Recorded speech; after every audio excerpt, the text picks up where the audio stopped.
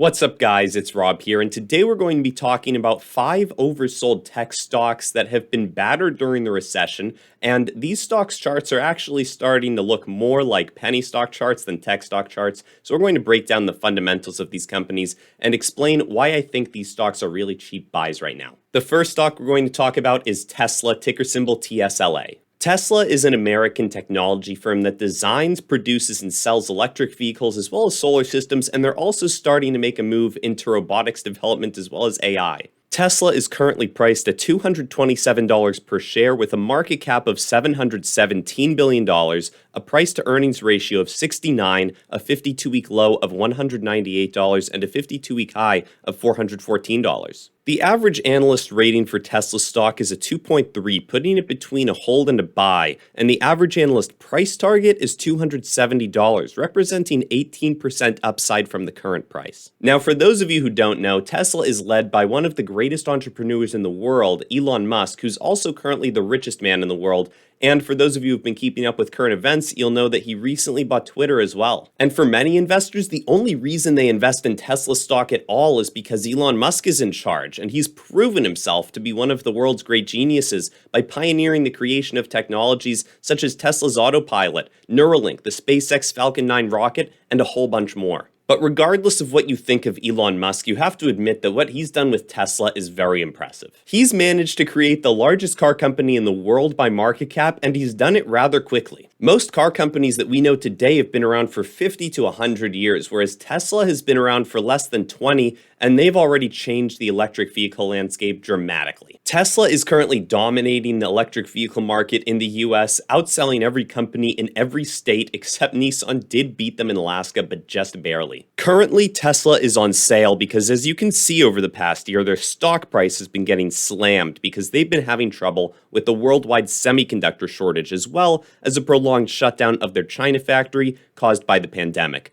both of which hampered their abilities to produce vehicles and deliver them to customers. It is worth noting that Tesla's been better able to deal with these kind of supply chain shortages than other companies have due to some creative solutions such as rewriting code to reduce reliance on semiconductor chips. Overall, these are likely short-term issues that will be resolved for Tesla as soon as supply chain issues are solved and the world recovers from the chaos caused by the pandemic, after which I anticipate Tesla will be able to resume its incredible growth trajectory. Now, the next stock is Microsoft, ticker symbol MSFT. Microsoft is a multinational technology firm which produces computer software, consumer electronics, video games, and many other related services. Microsoft is currently priced at $232 with a $1.7 trillion market cap, a price-to-earnings ratio of 25, a dividend yield of 1.15%, a 52-week low of $219, and a 52-week high of $349. Microsoft currently has an average analyst rating of 1.7, placing it between a buy and a strong buy, and has an average analyst price target of $406, representing 31% upside from its current price. Microsoft owns Windows, which is the world's most used PC operating system, being used on over 75% of PCs worldwide, and is likely to remain the dominant operating system for years to come. This has helped lead them into becoming a behemoth of a company and the fourth largest asset in the world by market cap. And this has also provided them an excellent position from which they can market their other products, such as Microsoft Office, LinkedIn, and cloud services to their customers. Currently, Microsoft is trading much lower than it was about a year ago, and recently that's been blamed on slowing revenue growth. Now, you can see that the year-over-year quarterly revenue growth has certainly been slowing down, but that's not the whole story. This revenue growth slowdown was largely caused by declining personal computer sales, as many people already had their PC needs taken care of due to buying a new PC during the pandemic when using a computer was one of the best ways to kill time. However, despite all this, Microsoft was able to continue growing the revenue due to strength in their cloud computing services segment. And people are anticipating that in 2024, we'll begin to see a rebound in computer sales as people begin to need replacements for their current models. And this lines up perfectly with Microsoft's rumored release of Windows 12 being planned for 2024 as well. In addition, there are other projects that Microsoft is working on which I could see shaking up their business model, such as HoloLens, one of the most advanced augmented reality headsets out there that I could see translating into massive earnings for them down the line. Overall, Microsoft is a massive company that's been able to diversify its business into many different areas, protecting itself from a downturn in any one area, and has proven that it's been able to grow rapidly in all of these spaces over the long run.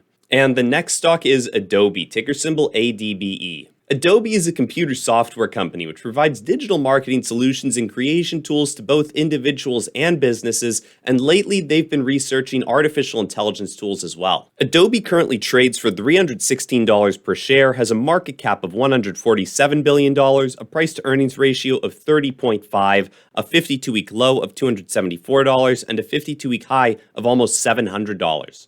Adobe currently has an average analyst ranking of 2.2, placing it between a hold and a buy, and an average analyst price target of $368, representing 16% upside from its current price. To understand Adobe, you have to understand its products and customer base, and chances are if you're watching this video, you haven't actually used an Adobe product yourself. However, if you're watching this video or any other video on YouTube, then you've definitely been affected at the very least by Adobe products. And that's because Adobe products are primarily used by creators. Adobe provides tools like Photoshop, Lightroom, Illustrator, Premiere Pro, and many others to help creators generate higher quality content and improve the experience of their viewers. Adobe products are the gold standard of non-video visual editing tools, and I myself use them almost every day to make the thumbnails and graphics for this channel. And as the digital marketing space has grown, so has Adobe's revenue and profit. In fact, in their most recent earnings call, Adobe revealed that they managed to hit new records for revenue, bringing in $4.43 billion, representing 13% year-over-year growth. And their revenue is only likely to continue growing as it's generated primarily through subscription services, 93% of it is to be exact, and the creator economy has only been growing in recent years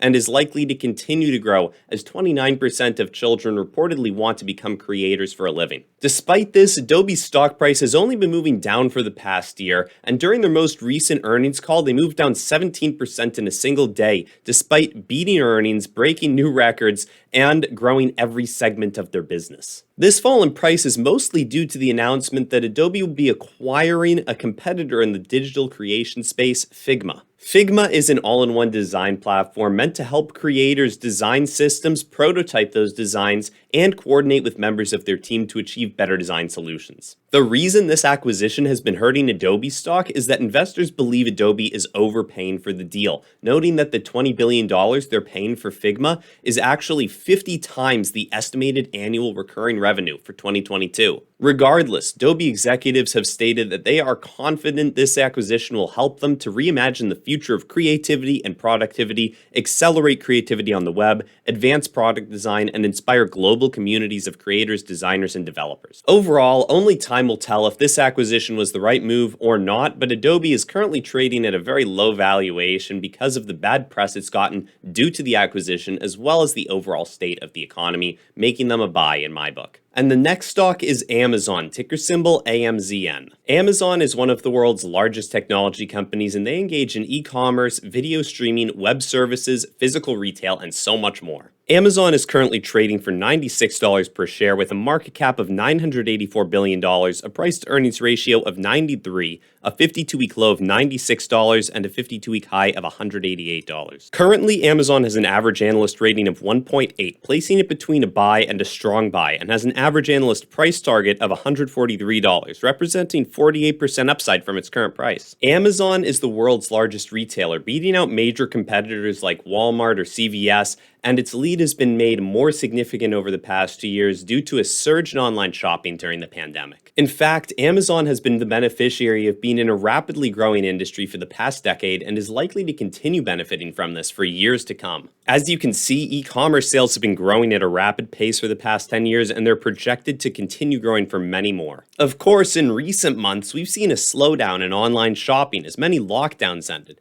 and as people began to re-emerge into the world, not as many shoppers were looking to buy things online. And so more recently, amid the slowdowns to e-commerce growth, Amazon's stock price has been getting hammered, moving down almost 50% from the highs. And this has all been happening while Amazon has actually been growing their revenue year over year, admittedly at a slower pace than they were in years prior. And over their last earnings call, things got even worse for Amazon when their stock crashed about 20% after revenue and guidance for future quarters missed expectations. This has only made them a cheaper buy though, as the slowdowns they've been experiencing have mostly been due to macroeconomic events, which Amazon isn't entirely to blame for. As you can see, the entire entire e-commerce industry has been normalizing to what it would have been without the interference of lockdowns in the pandemic, and retail in general has actually been getting hurt by supply chain slowdowns and soaring inflation. Amazon is in a prime position to weather the storm, though, as they have about $60 billion of cash on hand and a profitable business model, meaning that they're not in any immediate danger, and they should be able to, as soon as the overall economy recovers, continue growing at a rapid pace as they have been before. Overall, Amazon has been hit a lot harder than a lot of other companies because online retailers are particularly sensitive to inflation as well as the logistical concerns that can arise from impaired supply chains. However, the underlying business model at Amazon is still very solid, and since they're expanding into other areas such as video streaming, gaming, and advertising services, aided by massive amounts of capital provided by their primary business, I'm confident that they'll be a large grower for years to come. And the next stock is NVIDIA, ticker symbol NVDA. NVIDIA primarily designs and manufactures computer chips and graphics processors, as well as software to accompany their hardware, but lately they've also been researching artificial intelligence and deep learning. NVIDIA is currently trading for $135 per share with a market cap of $337 billion, a price-to-earnings ratio of 36, a dividend yield of 0.12%, a 52-week low of $108, and a 52-week high of $346. Currently, NVIDIA has an average analyst rating of 2.1, placing it in between a hold and a buy, and an average analyst price target of $190, representing 40% upside from their current price. Now, if you've ever been into gaming or cryptocurrency, you'll understand how important of a company NVIDIA is because they are the #1 ranked producer of graphics cards, which are incredibly important to gamers and crypto miners. In fact, just last year, there was a massive shortage of graphics cards, which led to skyrocketing profits for NVIDIA, similar to what we're seeing now for oil and gas companies. However, that shortage has turned into a surplus in recent months, as demand for PCs has diminished since more people are exiting lockdowns and are able to re-enter the world.